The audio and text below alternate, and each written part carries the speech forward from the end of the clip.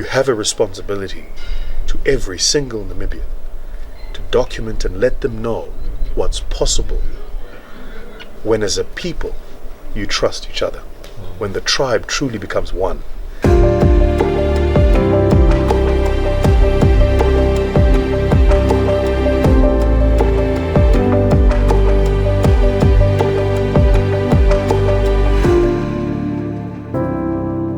So I'm a very lucky guy this morning. I really mean that.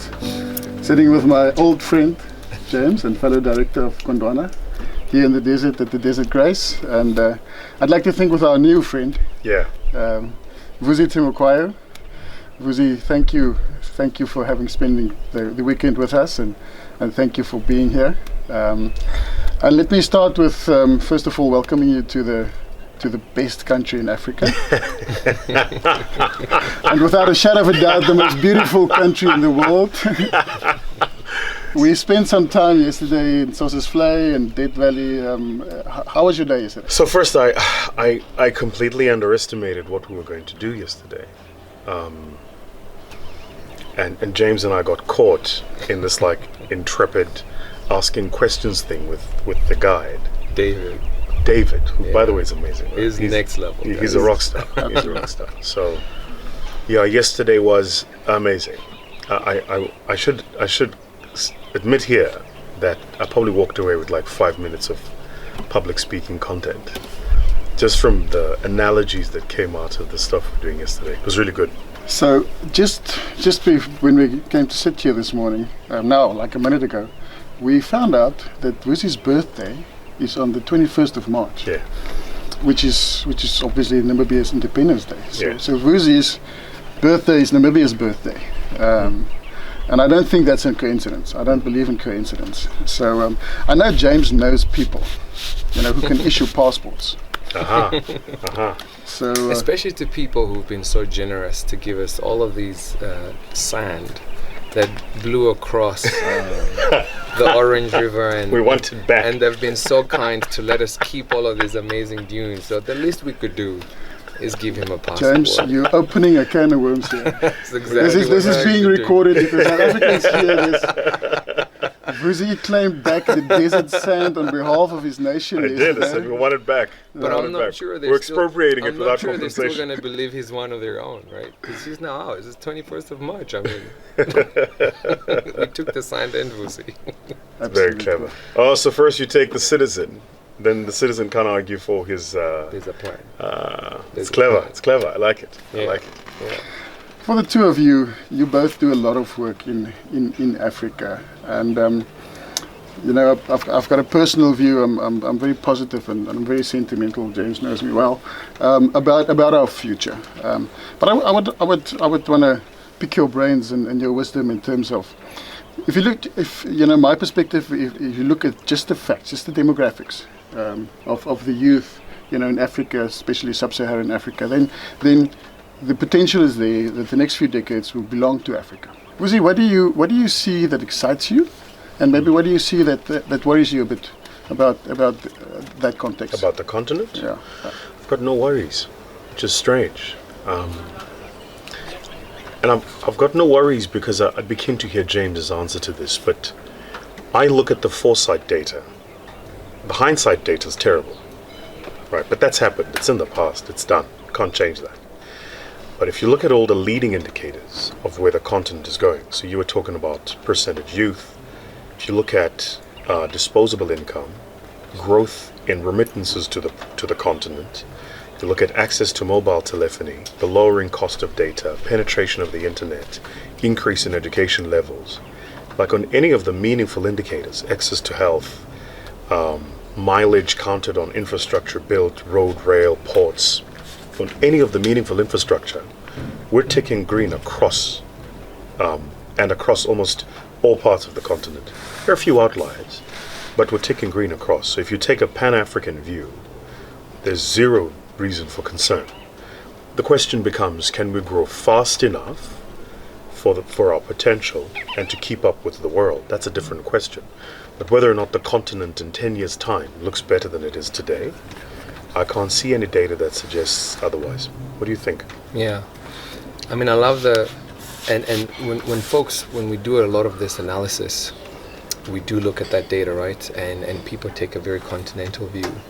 I think having gotten personally involved in trying to craft regional, local strategies, the only thing I would add to what Vusi is saying, and I would encourage us all to do that, and Vusi knows this as a South African, is to begin to appreciate the idiosyncratic gifts and bounty of each country in Africa, right? So if you want to build an Africa that is trading with one another, one has to appreciate that Congo has something unique to offer to Namibia, and Namibia has something unique to offer to Zim, etc. And so I've been part of organizations that would travel into the continent and look at the data and say the continent is X, but in actual fact the continent has 54 different countries with very unique opportunities and challenges. And I think if we infuse that into our approach, you really will begin to really make the most of the amazing data set that Vusi just spoken about. I'll give you a practical example. At the moment, there's a huge conversation about transition metals and energy transition and adding value to our products at home. And I was reading a paper actually about Bloomberg New Energy Finance, and they were looking at how DRC with its cobalt, Zimbabwe with its platinum with South Africa, Namibia with its lithium and its rare earths. Those are all different assets of the continent, but they are led by different people with different skill sets. The Zimbabweans are very different people with very different capabilities to what the Namibians have. So once we start leaning on each other's strengths, I think, oh man, then the continent has an amazing trajectory. Sorry, let me jump in. I don't want to take your job, but I'm curious to understand. So is that if the competencies are different, how do I place this? If the competencies are different, can those nations even coordinate a program so that the presentation to the global economic system is a synchronous presentation? What do you think? Something you said to me yesterday that is so true. I think we were just talking about showing up on social media, and you say you have to be, the word was intentional. Yeah. I've visited the European Commission. Those dudes are intentional about building coordinated infrastructure across the different countries, right? They're looking to build a 50,000 kilometer hydrogen backbone. But they went to France and they said, France, we want this backbone to run through your country. And he's like, but I'm a nuclear guy. Take it around. But it's European Union. And then they had very deep discussions, and France has agreed now after working with Germany and the others. So we have to be intentional about building these assets and these factories that provide inputs. If you think of Germany has a very key role of being an industrial hub, and the Dutch feed into that hub. They create the pipeline of goods, molecules that go into that industrial hub, and there's a conversation, and strategies are built to complement one another. Fascinating. And so I think that's what we need to start doing in Africa more, if we can. But I love that. And what platform? Is it the AU? So from a government guy, you want to hear the weirdest responses? It's from his platform. I'm sorry, I do work for a government, but very, very transitional, unfortunately, right? 4 or 5 year terms, guys come and go. Yeah, it's transitory. Very. What lasts for decades, that is a lot more permanent, are businesses. Good, endearing businesses are decades, right? And so if you get champions that start to appreciate, right, the potential of a continent that is synchronous intentionally, they feed up that investment, that desire into their leadership structures, because leadership actually just serves the people. That's the one other thing I've come to appreciate with government. We do what the voters want us to do, and we lead on their behalf, but really we've been appointed to do what they. So if that comes up bottom up, and I'm trying to encourage that. There's a really cool guy in Zim, Shingai, that has a very, very strong view on this, And I'm trying to bring him together with some Namibians who have a strong view, and some South Africans, and these captains of industry. We were talking about a similar concept yesterday. Will come together and shape what could we do in these countries, and then we can take that up into the presidential and into the cabinet structures. Yeah. Because governments don't deploy the capital, you do. Sure. But I love that. I love how, you almost put a mirror now in front of me, because sometimes we fall into this trap, and I'm speaking, for private sector, that we're waiting for governments to give us this platform. But I think so I completely agree with you that the Vusis of the world and even the Gondwanas of the world must do that, the creativity and the sustainability in that. But then the barriers at national level, we must be very intentional about that to break those down. Can I jump in there? So it took me a while to learn that the return for criticism is zero. Absolutely. If you ran a mathematical equation and you input return and you wanted to look at change behavior, you end with zero. And there's a maturity there, right? There's a maturity in going, this feels like the thing to do, but it's not going to drive the result I want. So if the return for criticism is zero, then what drives the number? It's engagement, it's lobby, it's policy, it's structure, infrastructure, ideation. Governments, in my experience, find it very difficult to deal with singulars. They don't have a platform for it. They can deal with associations, they can deal with groups, so it is about, as James says, coordinating efforts and creating a platform that can become the conversational mouthpiece. Right. This is, if you think about it, the Sakaliga idea. It's the old kind of Chamber of Commerce idea. That's really where it came from. It came from this idea that a band of brothers is stronger than the brother standing alone, knocking at the door, saying this is the right thing to do. So that's the first element. The second is that James is quite right. We've also got to marry the short-term nature of politics with the long-term nature of nations. 100%.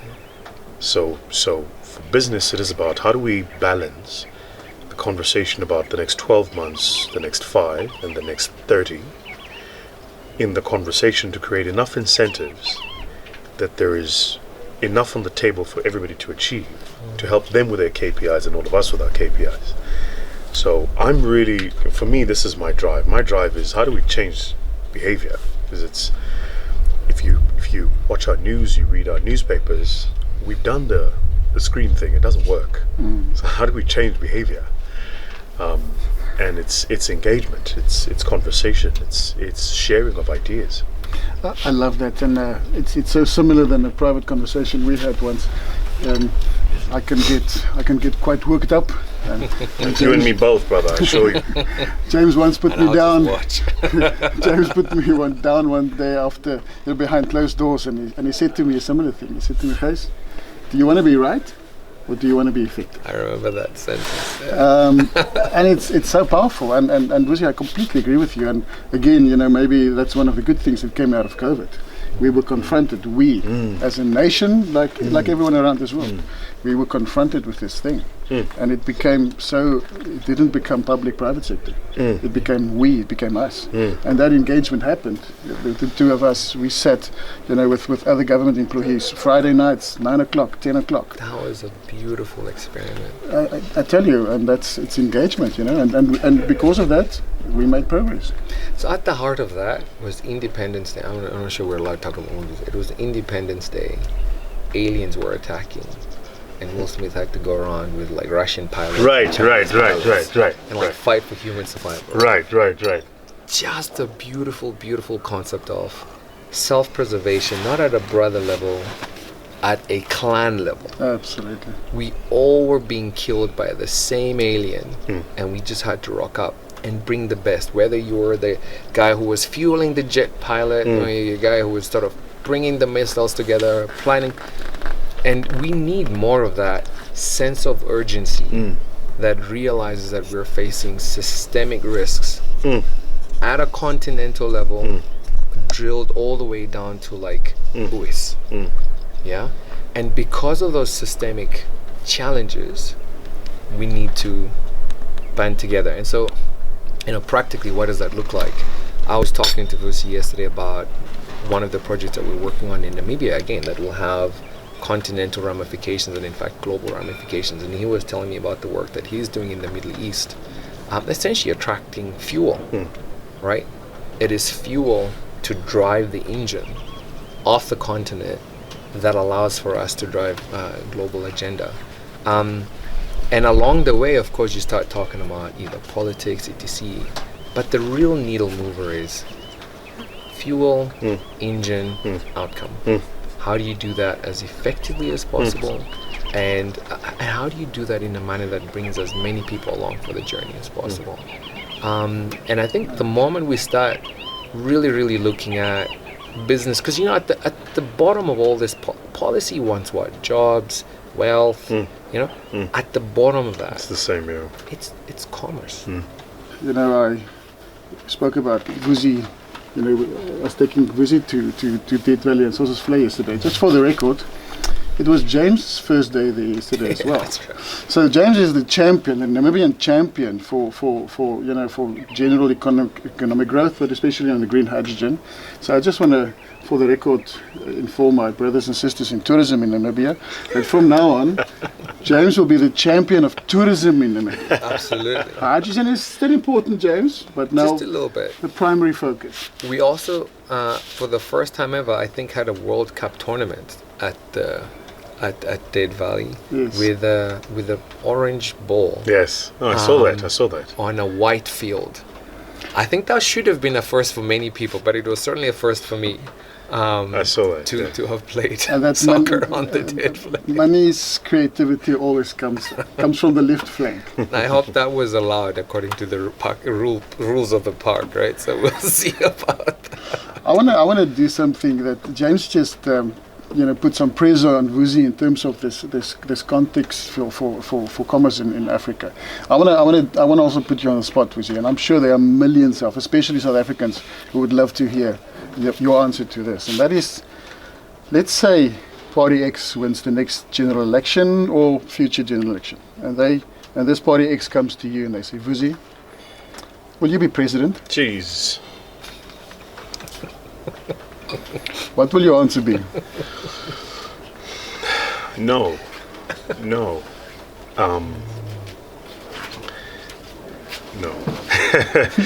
No, how do I let me come at it this way, right? The curse of presidents, particularly in the African context, in my analysis, is that the average citizen overweights the authority of the president. And that has different opacities by different countries, right? Because there's different regulatory environments. But in South Africa, for instance, we've had our president had to declare a state of disaster to enable him certain executive powers to handle the energy crisis. The average South African wasn't aware that there is a limitation of authority the president has insofar as his ability to intervene.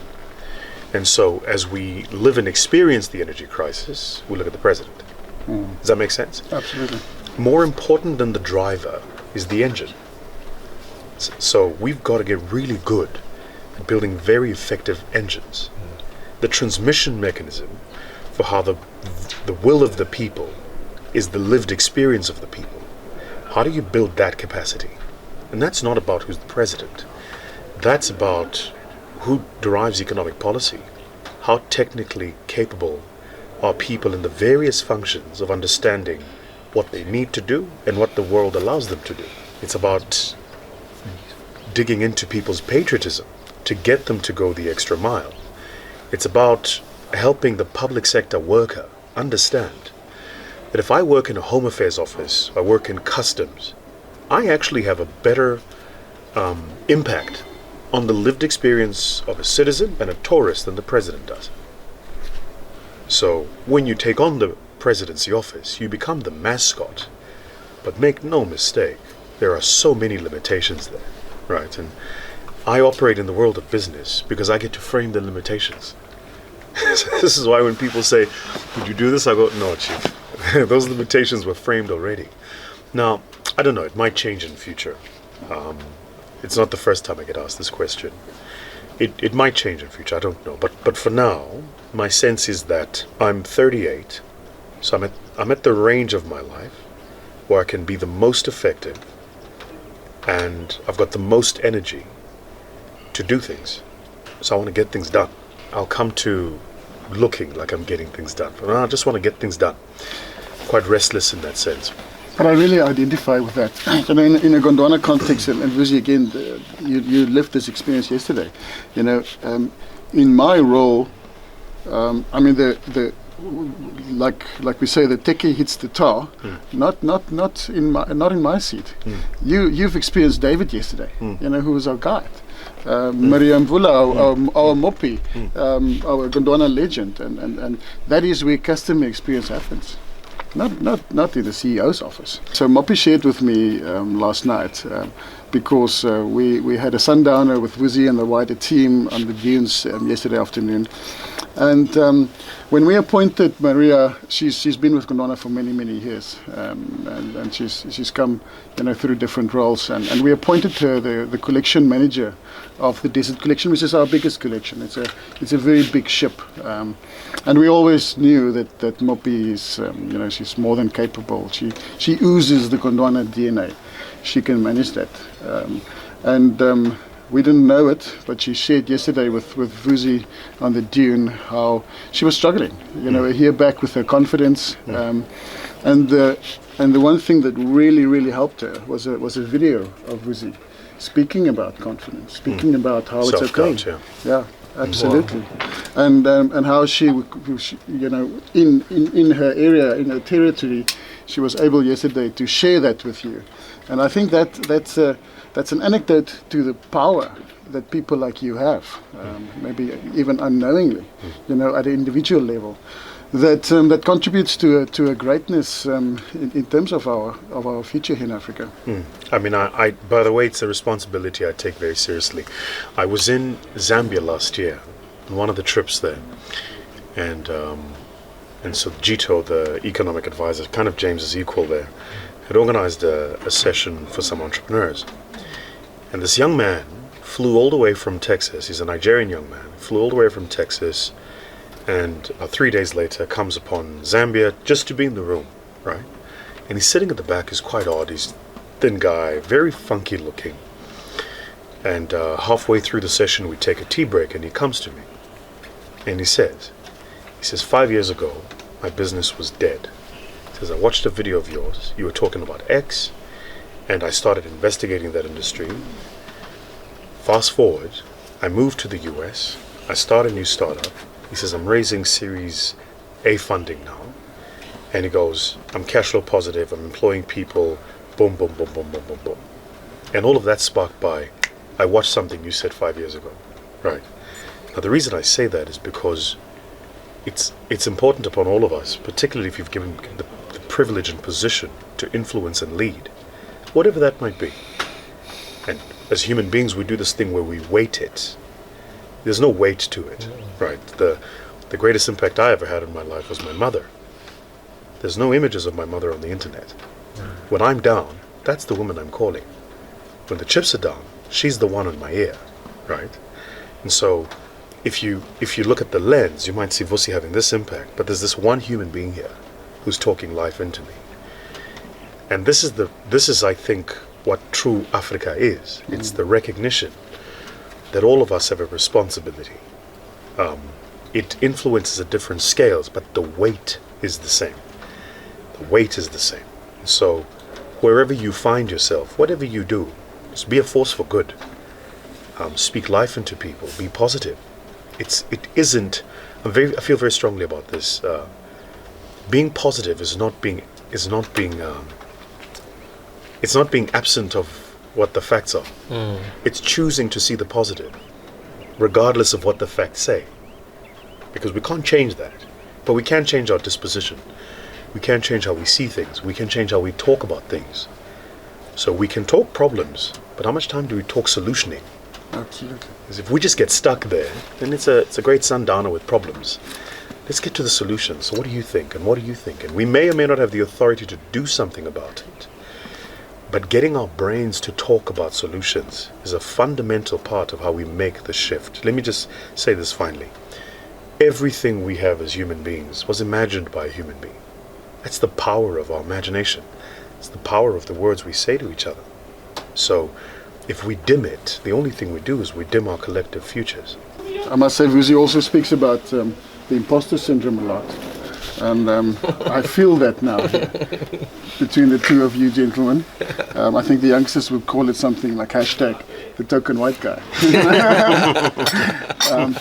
But let me, and again, I identify with that. Vusi, I think, I'd like to think what we do in a small scale at Gondwana is that we really try to live that positivity. Not only talk about it, we do it. We invest in the communities when other people say it's difficult. When everything that we do in the desert, the sustainability, we do that, and we try to be the example instead of talking the example. But that positive energy begets positive energy, Yeah. and I love that. Let's take a practical example, because a lot of people, given my job, talk to me about what Namibia needs. How should government do X? If you listen to what Vusi just spoke about, I think that's all we need. We have all the ingredients to be great and to lead, not just regionally, but globally, right? But this notion of choosing to believe in self and each other and showing up positively. So practically, how and what did Gondwana do when the aliens invaded Namibia, invaded the world? And we chose to show up and take a potential government subsidy for not letting people go. That was a bold decision that was super contrarian to everything else. And everyone else was being advised by other people, and they were told not to do that, and they didn't, and they let their people go. You took whatever subsidy you got. Some came on time, some did not. You did not let go of your people. You ended up taking on debt to keep your people. There were major sacrifices by senior managers to keep the people going. I was in boardrooms where we argued and we cried. People cried. Grown men cried. And at the core of all of that was this passion between Gys and Moppy, Mani and Yako. And I was a visitor in this home. He's crying already. I was a visitor in this home. Everything that you so eloquently said, like chaotically, was happening in that boardroom. And it was magic. And then that went into a meeting room with government officials. MEFT and us were arguing about fine print on government gazettes. It was so powerful. And I'm telling you, at the end of this financial period, the numbers are beginning to back up your beautifully eloquent theory. It's beginning to transition into real returns for providers of capital, but a real justification for an amazing family that chose to believe in not just themselves, but an imperfect government. Now, given my job, I have never been more fulfilled, honestly, than what's happening now in Gondwana, what the results are going to come out in this conversation. And I hope and I pray that Namibians spend the time and invest the time to listen to your words and transition that to a Namibian champion firm, and then turn and say, look, what does the future hold if we act like this? Oh, that's powerful. That's the truth. Before you say something, can I say something there? Yes, please. The words you used, to believe in an imperfect government, it's probably, it must be our greatest Achilles today, is this idea that we expect perfection. And maybe we just need to expect good intention, just goodwill. I don't need you to be perfect. Let the newspapers write about what you guys did yesterday. Can we just have goodwill on this? Absolutely. And can we work on that? I remember sharing when I was with your team that We used to think what made great teams was cordiality. It's not. Being collegial doesn't make you great. What makes you great is your ability to respect each other through conflict. And there's a weight there. The ability to go, I don't see it the way you see it. And my past experiences tells me you're not going to do what you say. But I'm not going to say it when we're not together. I'm going to say it to you. So that we can have the confrontation now and find the medium. Right? You must, gents, whatever you do, document your story through this time. Because you've got a blueprint, right, for what is possible. And if there is one thing South Africa did well, is in that 92 to 98 time, we documented things. So even today when there's challenges, we constantly have blueprints we can lean on. There's something there we can pull that out and go, how did they handle this? Oh, that's how they did this, right? And so we get, as the younger leaders, the wisdom of the ages. And we're able to bring that into the current context. But this is a phenomenal experience, and you guys, you have a responsibility to every single Namibian to document and let them know what's possible when as a people you trust each other, when the tribe truly becomes one. That's very, very important. I think just to James's point, and he really got me there. But and because it's difficult to go back there. But I think what people also misunderstood about those decisions is just how you talk about how intentional and calculated it was. James is the chairman of our board audit committee, and of course in his heart and soul as a Namibian, he was with us. He was fighting. Let's keep our people. But it was really so calculated. He challenged us. Show me the scenario planning. Show me the cash flow. What are we going to do? Yes, we want to keep. Because we've got the best of the best, we want to keep those people. Our people are our greatest asset. It's such a cliche, But Vusi, you've experienced it. You've seen our people, and you've seen what this did to our culture. We just won. We're just this tribe. We're just this family where we care for each other, and that rubs off on the guest and the guest experience. So it's a lived example, and I agree with you. Can I ask a few questions? I'm curious from an outsider's perspective. So let me see if I understand this. So you're facing a threat, the duration of which you don't know. Yeah. The downside, you're able to estimate, but you don't know for certain. Yeah. And you've got limited resources. Yes. With a policy environment that is uncertain. Yes. All right. So just help me understand how you make decisions with this. Okay. So now let me tell you exactly what happened. So initially, and I think this is this probably happened with most businesses. Initially, it was like 3 months. Okay, this is 3 months, and then we're done. And then 3 months came and gone, and it went on and on and on like this. And then at one point we sat down and we said, guys, we don't know. Let's just accept that we don't know. The one thing that we do know is it will come back. The world will come back. Tourism will come back to Namibia. It's the important question not about our position then. We don't know when that is. But we must ensure that when it comes, not if it comes, because it's only a when, we will be ready.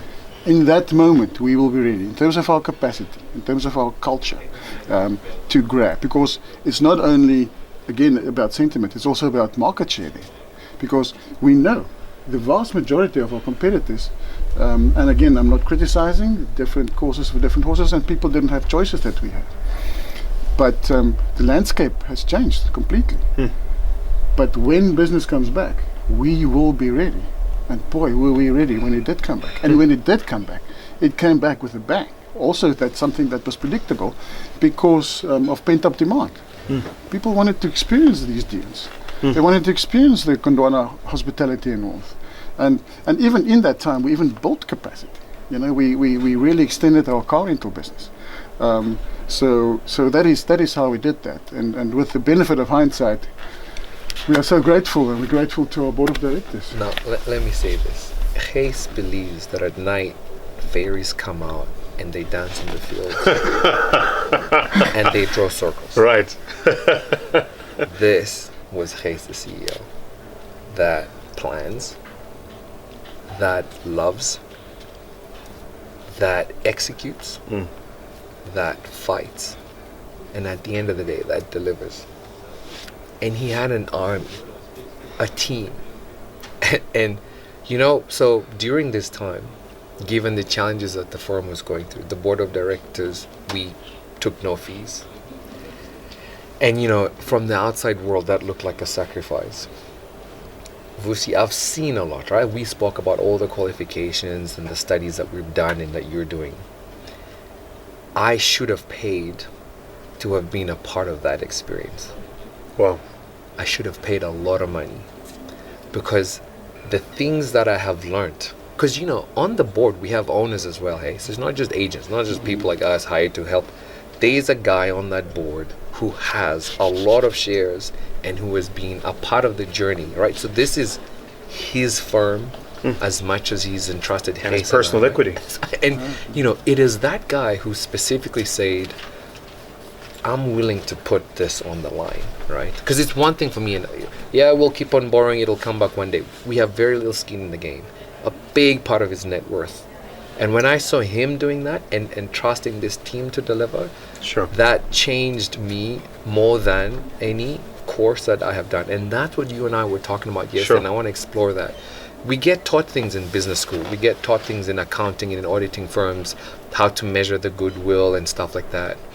But when you hit reality and you start looking at political dynamics, socioeconomic dynamics, it is just people who are driven by emotions. That's right.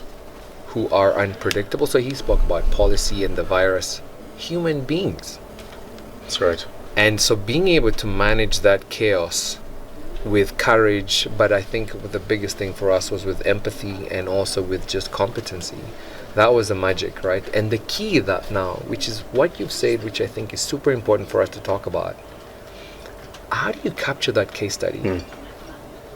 Right? Because that's what Harvard Business School does really well. How do you capture that case study and amplify its ability and its potential across Namibia into the planet? I think that's what we have to do. If that was ever chapter 2 or 3, because I know, you know, we went from we don't want to go past the south, we went into the south, we were looking to list, we survived the aliens. How do you use that to write chapter 4 and 5 and change the mindset of the Namibians to become global leaders?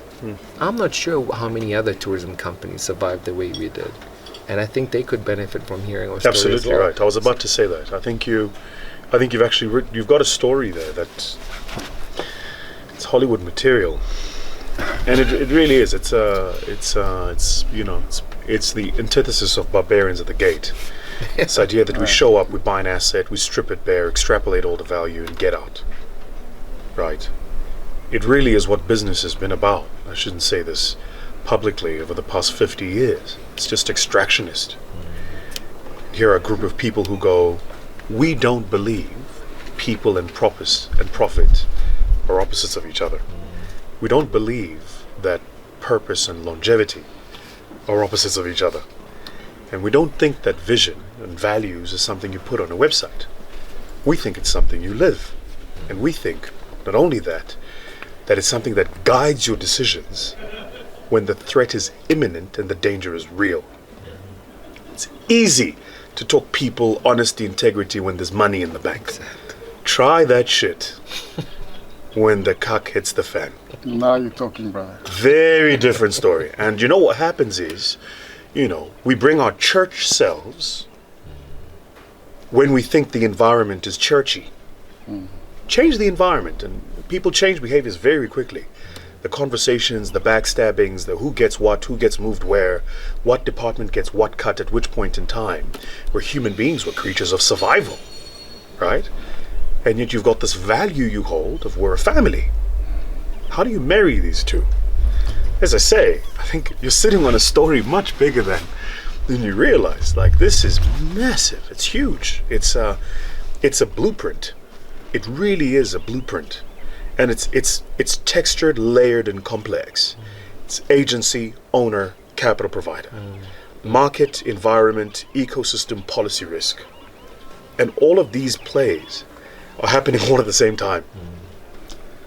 And Vusi, there's something, and it's not maybe as extreme as the fairies, James.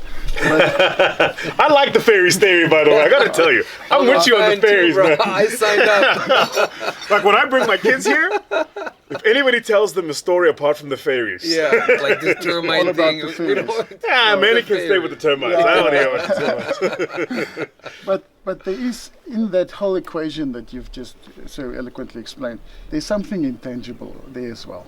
You know, that goodwill begets goodwill. That thing that if you constantly do the right thing, whether people are looking or not, watching or not, is that it's the universe conspires in your favor. Beautiful. You know, It's beautiful. and all the stakeholders. You know, it just people. We long for good stories. You said something.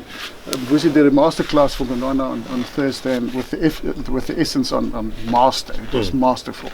And you said something that greatness is a choice. Yes. Wow, I so loved that. And Yeah. why don't we make that choices more? Yeah. I think it's a good question, and so if you think about the average mind of the average person, and you consider not only their lived reality but the content that they're consuming every day, the messaging isn't greatness. As they say, if it bleeds, it leads. So if you sell bad news, people buy them. Sell good news, nobody's paying attention. Write a good story, post it on social media. Write a bad one. They do this when they do articles and they put out what the title of the article is going to look like, right? Or what the headline is going to look like. They do this thing called A/B testing. And the one that bleeds more gets more clicks, right? So the reason we don't choose greatness is because we don't know we're capable of it anymore. You can't choose what's not in your option set. You Can I can't. just say hallelujah? And then you need to continue. But like, hallelujah. And you know, when I look at our country specifically, we are at such a challenged place that we don't believe we can be great anymore. Yeah. Because for the longest time, we have borrowed and repeated what has happened across sort of our neighbors, right? Like if they do that, that's what we do. Sure. And we are being challenged today to lead, to do something no one else has done in the world. To show up, by the way, and to do that, we need to show up as the way you guys have articulated. We have showed up at Gondwana. We need to show up as one folk, and rely on each other and plan together. And it's a choice. And it's actually a very difficult choice because there's no precedence. There's not a lot of precedence. Yeah. And the data doesn't support it. And the data doesn't support it. Yeah. So you kind of actually have to fly blind like we did Yeah. and have faith that we can lead, we can thrive, and then importantly, we can share, teach others as well. So let me say the following, right? And if you think about the hierarchy of choices and the decisions you had to make, right? There are a whole host of things you can plug in. But if I understand what you've said here, the single kind of cement, right, the gravitational pull that put it all together was identity. Absolutely. So the outside question I have as a non-Namibian is when you say I am Namibian, what does that mean? See, if the identity is not a unitary idea, we're never going to pull towards the same thing because our experience of it is different. And so what held you guys together was if you spoke about being a part of the family, whether it's David taking me around or Matthew who was helping me at the bar last night, I was at the bar last night, you know, whoever it is, they have the same idea of what that means. Absolutely. The deeper question is, when you say you are Namibian, what does that mean? Not background, tribe, lineage, no. What does that mean? What is the aspiration of what that means? And let me tell you, I dare not criticize. This is South African. That's where we are. That's what we're struggling with. That's why there's so many forces pulling us apart. And that's why the ability of those forces to pull us apart is so strong. It's because we don't have the gravitational pull of what that was. The Rainbow Nation. But we've migrated away from that. It's been discounted. Things have been said about it. It's been shot down, right? And remember this: criticism requires no creativity. There's no creativity in criticizing. You just look and you say that's black. That's it. It's a cowardly way to do things. The old expression, "there is no statue erected in the honor of a critic," isn't because there aren't critics that were known. It's because critics don't build things. So they erect no statues about you. So you might be accurate in your criticism. You're still not building anything. You're telling us what's wrong. You're not building anything.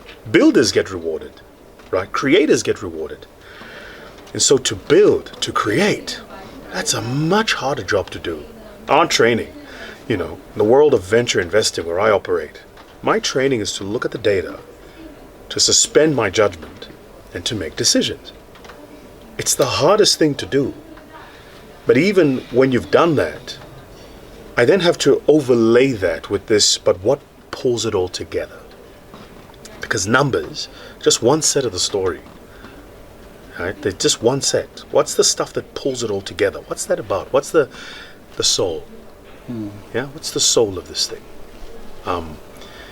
Last note on this, and then I'm done talking about the soul story. So there's this guy who did the study has now been discredited, but the thesis was very interesting. So at the turn of the century before last, he wanted to know what is the weight of your soul. So he went to, I want to say, a local hospital or something like this, and he sat next to maximum 20 patients that were dying, and he weighed them seconds before death and seconds after. And he came up with this aggregate number, this number of 25 grams. And he said the weight of a soul is 25 grams. There's somebody watching this who studied this and will go, yeah, that study was discredited. I'm not as much interested in the outcome. I'm interested in the theory. This idea that when you go, there is something substantively lost. What's the weight of a soul? And in finance, it's something we're not taught to calculate. How do you calculate the weight of a soul? But ask a Ferrari buyer, why do you buy it? They'll tell you, there's a soul there. Ask somebody wearing a Rolex, why do you wear it? They'll tell you, there's a soul there, right? Somebody who rides a Harley Davidson, why do you have it? There's a soul there. It's intangible, but it holds it all together. It's so fundamental. And again, you guys, the identity, that soul, man, that stuff is so important. If you take that, you put a square root on it, you multiply it by the multitudes of Namibians, you can reshape regional geopolitics. Just easily. In case that wasn't clear, dear Gys, dear Gondwana, because these guys, they call themselves Gondwanians. Right? And when I was coming into the firm, You're one of them. I know. When I was coming into the firm, I felt like the Amazons or something. Like what the. And now that I got invited into the inner circle, it's a thing. It's a thing. It's a soul. It's an identity. I think it's a little heavier than 25 grams. The last part of his sentence was a challenge. Square the thing, extrapolate into the country and beyond. Dear Gondwanians, can we share our values, our ethos, our raison d'etre, the way we show up, pass that into government, pass that into the nation, and ultimately help Namibia show up on the continent in a way that changes the trajectory of the planet? Can we do that? Yes. There you go. So, as the chairman of the audit committee, first of all, we should have soul on our balance sheet. I support this. We can measure it too. and we're on such a high, and maybe we should end off with this, but I love the challenge that Vusi gave us, and what you just did, James, as a nation, and the one thing that, the only thing I can contribute to that is, as long as we do it in a Namibian way. My fear is that we are so dominated by global media. Yes. And we think those are Yes. the standards. Yes. And I'm not criticizing that, but we have and it's also become cliches, so Africa, the Ubuntu, Yes. in Namibia, the village, the Gondwana family. As long as we build the Namibian soul around inclusivity, around the diversity, and the shared experience, whether it's the tailwinds that we have as a nation, green hydrogen, the energy, all those things. As long as we ensure that improves the lives of everyone, and most importantly, surely, firstly, the most vulnerable amongst us. Sure. Amen. And I think, for me, I always like this one word that leaders and complexly smart people don't use it a lot, that I am intentionally going to use more and more and more, is just, if you encapsulate all you're asking us to do, is you're asking us to love one another. Can we just do this with love? And like proper holistic, empathetic love. It's something an accountant cannot say and be taken seriously on a global stage, right? But I tell you, when we throw that ingredient in the mix, him and I gel on another level. You and I fight on another level. The shield, right? I think that's a magic ingredient. I won't even lie. You put that in the center, I think anything's possible. That's my 2 cents. So I'll tell you a funny story. If you ever read the financial statements of Alphabet, in the opening, they do the opening kind of disclaimers. It's very strange. The last time I read them, one of the disclaimers said, the numbers you're going to read here are accurate but imprecise. It's like, that's very strange. So the numbers are accurate, but they say imprecise, because we're a technology firm and our world doesn't exist today. So if you want a precise view of who we are in future, these numbers are not going to tell you. And arc your mind back, if you will, 12 months before Microsoft releases ChatGPT. Valuation is very different. The numbers were correct, but imprecise. And this thing about soul is exactly that. A reflection that what we give to the market as a capital return is accurate, but it's imprecise if you understand the sum total of who we are. It doesn't perfectly capture the soul, the people, the stuff that brings it all together, right? The amazing stories I heard yesterday. I mean, it's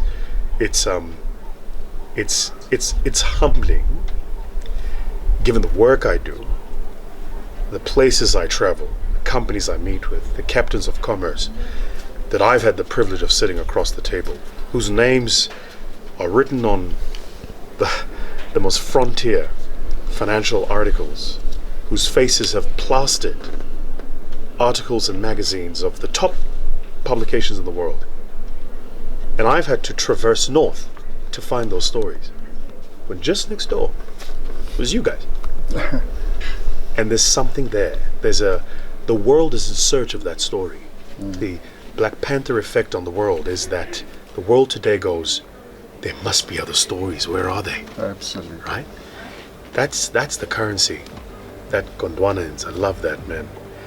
I'm going to give myself an honorary membership. I suspect the village will accept your honorary application. Does it have benefits? Is there like a 25% off? Oh, yeah. 40%. Vusi, only for you, 40%. It was a magic year. Thank you, James. Thank you, Vusi. What's interesting is the people who are watching this don't know that this is literally our conversations. Yeah. Even yesterday on the dunes. on the dunes, this is how we were talking. It's crazy. Yeah. Wow, cool. No, Thanks thank again, you. gents. Happiness. Absolutely. Cheers. Thank you, everyone.